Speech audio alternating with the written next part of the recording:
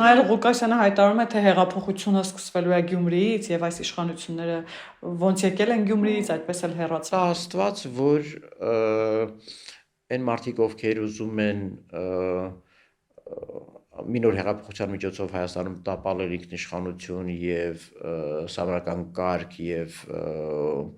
մնացած ամեն ինչ մնան Վարդան Ղուկասյանի հույսին։ Գիտեք, Վարդան Ղուկասյանը ինքը որպես ֆիգուր չի կարող երբևիցե առաջնորդել այդ հեղափոխությունը։ Հետևաբար այդ հեղափոխությունը դեռևս օրորոցում արդեն սպանված է, այնպես որ սրանք ուղղակի մնալու են պատմության մեջ սոսկ Վարդան Ղուկասյանի բառերը, բայց նույնիսկ եմ կրկնում ավելի կարևոր է, երբ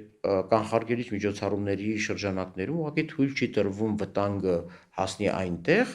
որ արդեն ստիպված ես լինում անուղղակի խոստովանել սեփական բաստողում, որտեղ նաև տեսեք, մենք կարծես թե ազգային ժողովում ընդունեցինք նաև օրենք, որը արգելում է